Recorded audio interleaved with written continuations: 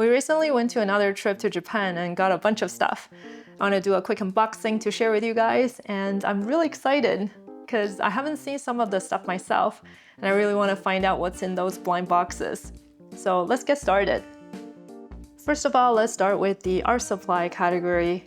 I went to a quick trip to Sekaido, the huge art supply store in Japan, and I picked up only a few things because I feel like I have way too many art supplies. I just don't have enough time to use them. So I only picked up a few things that really interested me. First one up are two sets of acrylic paints. These are made by Hobein, and this one is called Chroma Shine, and this one is called Chroma Pearl. Both are iridescence paints. So the color changes depends on the angle that you're viewing it. I mostly do watercolor, but I always wanted to try to incorporate some acrylic and other medium into my paintings. I already got some high flow acrylic paints and a kit of pouring acrylic, but I haven't had time to try it. But then I came across this one. I don't know how I saw it. Maybe I was browsing Sekaido and then to see what interests me. Before I went on the trip, and I saw the ad for this one, and the color looks just beautiful. They have two small sets, both in 5mm tubes, so I'm like, I'll just pick one up and see how it goes. So I think the difference between the two sets are how translucent they are. The Chroma Shine are highly opaque metallic colors. They're not easily affected by the underlying color. The Chroma Pearl are highly transparent and create a shimmering, color-changing effect while bringing out the underlying color. This one is transparent, and this one, Chroma Shine, is not. Both seems to be metallic colors. They seems to have very similar selection of colors. I won't try it out now because that probably will take too long. I'm gonna try it out in a separate video and try to do an experiment piece. Next, I got a set of neon colors by Finetec Premium. I think this brand is famous for its metallic colors. Well, at least that's how I get to know this brand. I was looking for metallic watercolor paints, and Finetec is highly rated, so I got a set of that. And this time, I saw they have the neon color, so I'm really interested in trying it out because you don't usually see neon colors. All right, so a pretty heavy metal tin, looks very solid. 6 colors, let's see what they are. Yellow after glowing, I wonder what that means. Orange, magenta, purple, blue, and green. Interesting, only the yellow is after glowing, but everything else is just the color name. Highly pigmented with fine pigments, excellent brilliance and color intensity. All right, here it talks about the color after glowing. Color N901, so the yellow color is charged by light and glows in the dark. Wow. So that's pretty cool. And why is it only yellow that glows in the dark? All right, I have to really think about how I can use this color in the painting to make it glow in the dark. Next one is the only marker I got on this trip. This is a Copic sketch code 0. Actually, my husband got it because he read somewhere that this is really good for removing paint marks on figures. I guess this is the one that is used for blending. I'm not familiar with markers. I don't usually use markers. It's translucent and it feels wet. So we'll see how it goes. This next one is really well sealed.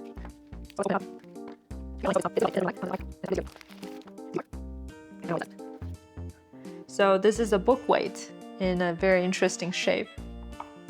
I don't know if it's gonna work well, but I think it should. Okay, this is a relatively light book, so it should work. So basically it works like this. Okay, so it doesn't stay if I don't have this, and I guess it works. It stays if I put this on.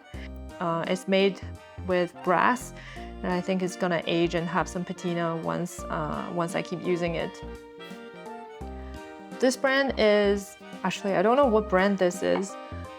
Goukei? I think this might be the brand. Originally I saw Kokuyu made this book weight in this shape. Maybe this brand is copying that, I'm not too sure. But Kokuyu is much more expensive than this one if you're getting the brass one from them. Next, I have a few sketchbooks from Sekaido. These are all by Hobein, I think. Different lineups. I'm not too familiar with this. I just went there and I think I want to get a few sketchbooks, and I just picked up whatever that's more reasonably priced. Okay, so I just sorted them by price. This one is 1100 yen, and this next one is 1155, and this one is 1320, and this last one is 1705. So I think they have another one that's a little bit more expensive, which is 2000 something. That one is 100% cotton and really high-end paper. But I think these are good enough because if I want to use really good paper, I might as well just use a paper to make a painting. I don't usually do paintings in sketchbook. How I'm going to use it is more like experimenting pieces and just to document what I have tried. So this one is called Alberio. Okay, it's not very thick. That's good enough for some testing pieces. It looks like it claims to be cold pressed, but there's actually not too much texture to it. This one is way thicker. This one's 310 GSM. Oh, this one is only 151. I didn't notice when I got it. I thought it's 200 something. I don't know why there are 3 numbers. I was just reading the first number. So be careful when you get it. And the price difference between the two are not that big. I think it's just this one has fewer sheets. This one has only 14 sheets, and this one has 20 sheets. But the paper thickness is quite different. This one is a little bit more expensive again. This one is not as thick. This one is only 235 GSM, but this is a rough paper. Yeah, feels pretty good. And this last one is 300 GSM, only 12 sheets. Wow, this paper feels really good quality. I don't know if it's 100% cotton though. Lastly, in the art supply category, I got a few mini easel from Daiso, their version of a dollar store. These are really well made and solid wood for the price. Like this is only 100 yen for the mini one, and this one is only 200 yen. It looks really good for about a 5x7 or a letter size painting. The next group is the items we picked up from art exhibitions. We went to 5 of them, and I'm going to make a separate video to talk about my experience. So let's just look at the goods in this one. The first one we went to is for Osamu Harada. All the stuff are really cute, even the tickets. And they gave us free postcard. So what we picked up are, first of all, a coaster. There's also a pink and blue one, but we really like this dog, and because of the neon color, it's super bright. It's just a piece of acrylic. I think it will be easily scratched, so we're probably gonna put it on display somewhere. The next 2 things are like 2 keychains from the blind box. I kind of crushed the other box, so I threw it out. But even the box is so cute. I was gonna put the box as a display somewhere. There are a few designs and I really wanted a heart one, and I got one, so no complaints.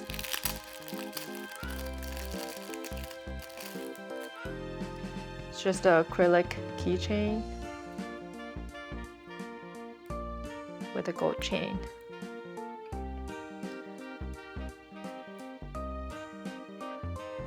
It's really cute.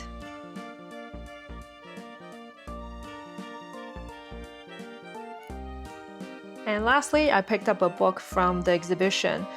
I think this is specially made for this exhibition, and it's a book that's organized by 26 keywords. So these are the keywords. Akashicho, I have no idea what that is. Sounds like a location.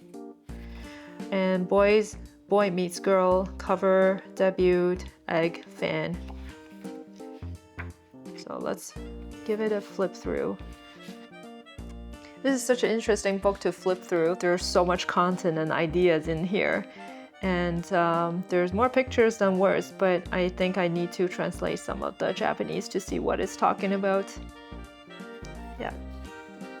Next are the stuff we picked up from the Kaiju No. 8 exhibition. They have a lot of stuff, but I picked up a few things I really liked.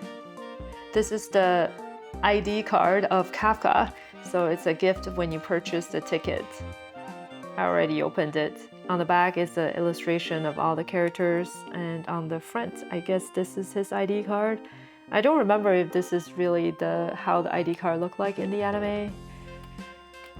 Next one, I picked up a set of the postcards because it has a few of the illustration I really liked. There are so many nice illustrations. I don't know if it's done for the magazine or the manga, but they're nice. I will show you the pictures in the art exhibition video. But here are a few that I like. I don't think they made postcard for every single one of them. This one is so cute.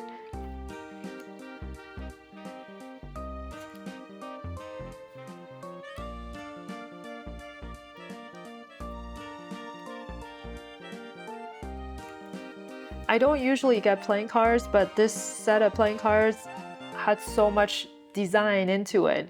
I think every single card is different, so let's see. Ooh, the box is pretty cool. So pretty. I think this is the best set of playing cards I have.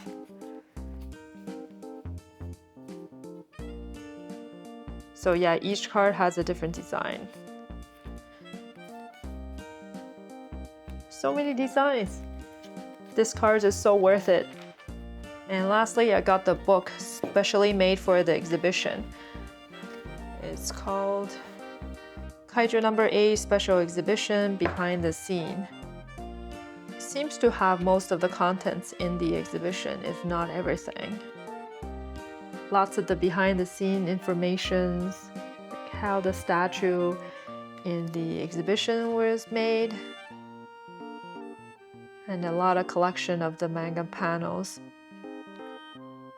Definitely a nice book. And a really good summary of the exhibition. Next are the stuff we got from the Urusei Yatsura exhibition. First of all, here are the tickets. These are the special illustration drawn for this exhibition. Really pretty.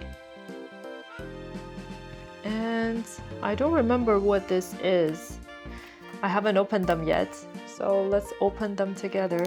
I think one of them is a keychain, one of them is a mirror. Oh, I was wrong. We got a pin. The cat is so cute. All the design were pretty good, so I won't be disappointed no matter what I got. And this one must be the mirror then. Oh, I want Lum. I just think this is a pretty handy thing to keep maybe in my purse. But this is acrylic. Why is it kind of sticky on the edge? Although I didn't want this character, but he's still weird and funny, so that's okay. Oh, it's a sticker. You can peel this off and stick it somewhere. That's interesting. Where do people usually stick this to? On the back of the phone? This is pretty interesting, but I think it will be scratched very easily. And of course, I have to get the book. I think this book is available at the exhibition, but I was afraid it might not, so I bought it on Amazon before I went to the exhibition. But it turns out to be available everywhere, like in all the bookstores. It's a collection of Rumiko Takahashi's work from 1978 to 2024, so I think this is probably the most complete collection of her work. I always wanted an art book of hers, so I'm really happy this one came out. I think it came out in March. I read the manga when I was young, but I don't quite remember it, so I'm really excited that the anime the remake is coming out soon. Definitely gonna watch that. Wow, look at this. She's so good at making these illustrations with multiple characters in there. It's just stuff is happening everywhere. Just so interesting to look at. I think I'm totally gonna have fun reading this book. And lastly, we got something from the Keiichi Tanaami's exhibition. It's really pretty. This is a really nice exhibition. I'm gonna talk about in my other video, but here are the tickets of his famous work. And also this pamphlet is really well printed. They sell the poster of this in a really big size. There's no way I can bring it home, but so I took this pamphlet and I can even just put this in a frame. It's so pretty, so nice to look at. So this is the book we got, and it has so much content in here. I think this book is organized chronologically, talking about his progression in his career and his collection of works. I really like when an art book is organized chronologically. As an artist myself, it's really interesting to see how other artists go through their career and how their art style develop and change. We also got some tarot cards from there.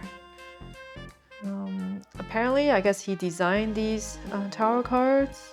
I'm not sure, or Shueisha actually used his work to design these cards. I'm not familiar with tarot cards, but at the exhibition it says you can close your eyes and pray and pick up a random card, because these are just the blind bags, and to see what it is.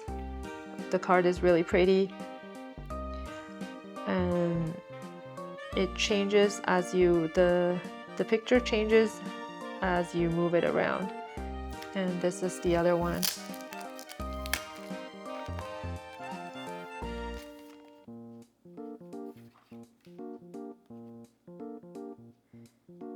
This one looks like the eyes are shifting around on the flag.